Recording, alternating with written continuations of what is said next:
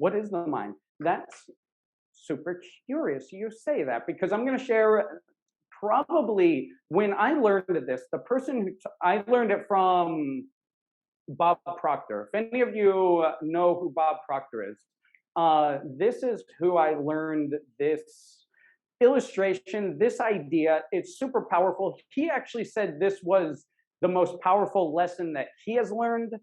And I agree, it's probably the most powerful lesson I've learned. And hopefully, it's the most powerful lesson you've learned. So, what is the mind first, and how does it apply to us, right? The first thing that we have to understand is, regardless of how we learn, like some people learn by hearing, some people learn by doing, some people learn by seeing, right? But essentially, we're all visual, right? We understand something better if we see it, right? And yeah, maybe we learn better if we hear, but obviously we're visual people. And I can say, like, uh, picture, I mean, if I say the word giraffe, right? You're not thinking about what a giraffe sounds like. You're picturing the long neck, the color, the spots, right? We're visual. And that helps us learn what a giraffe is, right? And let's put this in another context. If I say the solar system, and if I teach you and you didn't know what the solar system was, and then you say, what's that? And I say, well, there's the sun, and the sun is a big star. And there are different planets that are going around the sun, and they're spinning at an incredibly fast rate, and they go around the sun. And you say, well, do they hit each other? No, because they're different distances from the sun. Oh, but okay, I think I get it. But then, if like when we're kids, we learn like this is the sun, and then that's Mercury, and that's Venus, and that's Earth, and that's Mars, and then there's a space, and there's Jupiter and Saturn, and you can see that, right? And then we say, oh, okay, so this is what typically the solar system looks like, and we're like, oh, I get it. This isn't what the solar system looks like, right? But this is the image that we have. So we use this so we can understand complex things that or abstract things, and we put them in a simple to understand structure. This is what I want to do, and this is what has happened to me that I've learned that helps me understand the mind. And I want to share this with you today. So Amelia, excellent transition question. And I'm also glad that you were the last one to ask this question, because this is the great transition. So this is you. And let's say this, you see this big circle, and then we're going to put another circle. And if any of you have seen Bob Proctor's material, you know this is the foundation. Okay, so I want to be very clear, this is not mine. And by the way, he also says it's not his. So the important thing is it's important. And so this is the mind, right? And this is the body.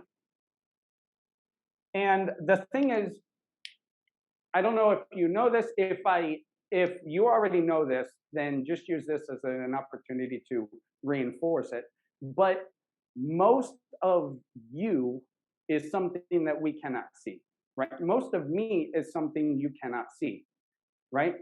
Our memories, our thoughts, our ideas, our experiences, our opinions, our emotions, our thinking, right? These are things we cannot see, but it's you. It's a majority of you. It's a majority of me. So that's why this is the big circle. And the little circle with the arms and legs is my body.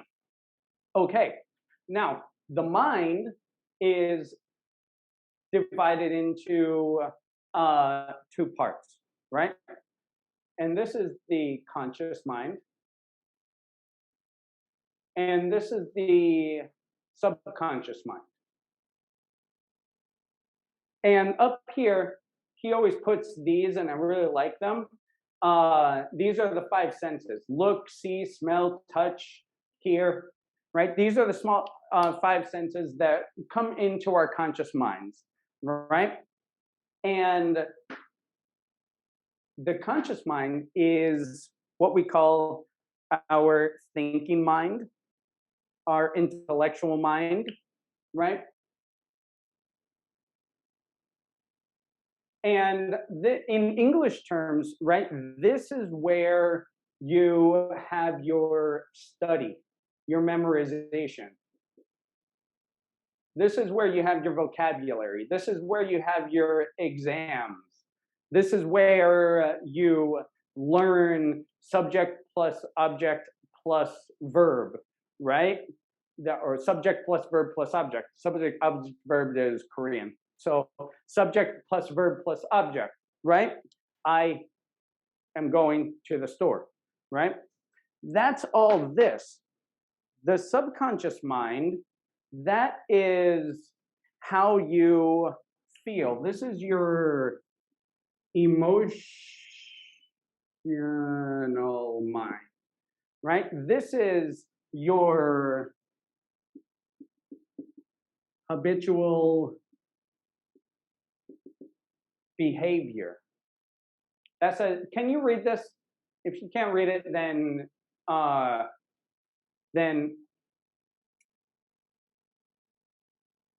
create a document and I'll share it with you too later. Emotional mind, your habitual behavior, right? This is your whenever you want to think in English. Like some of you want to think in English. That's your habitual behavior, right? You want to train that so you think directly in English. You don't do that. A lot of people try that by memorizing, and that's not going to do it because that's not a part of you. The subconscious mind is the thing that's a part of you. So let's put it in these terms. You all brush your teeth. Probably you brushed your teeth this morning. Zoki, you may have just rolled out of bed and come here, and that was fine too. But when you brush your teeth, making the decision to brush your teeth, that's your conscious mind. You're like, my breath smells, or I have this gross taste in my mouth, or I'm hungover, or whatever. And you make the decision to brush your teeth. That's your conscious mind. How you brush your teeth, that's your subconscious mind. So meaning, and I want you to think about how you brush your teeth. Maybe you've never thought about it before, but do you go side to side? Do you start in the back? Do you put on your toothpaste and start in a circle in the front? Do you put on your toothpaste and start on the sides back here, right? There are so many different ways. How do you brush your teeth? Think about it. You probably don't know just from thinking. You probably have to play in your mind, okay, I put on the toothbrush, and then you change it, right? That's your subconscious mind. That's what we're going to be working with today. It's not knowing information, it's training yourself to take the right steps and to build and develop the right habits to reach your goals or your results. Okay? Because our conscious minds make decisions. And all of these decisions are training and going into the subconscious mind, whether we know it or not. Most of the time, we don't know it, right? And we're going to get at what this looks like in your English classes and why your English classes, although they're run by well-meaning teachers usually, they are ineffective for the results you want, right? And Zoj, you are a teacher, so you can start forming your classes to talk to this part. But and you can actually experiment this with yourself.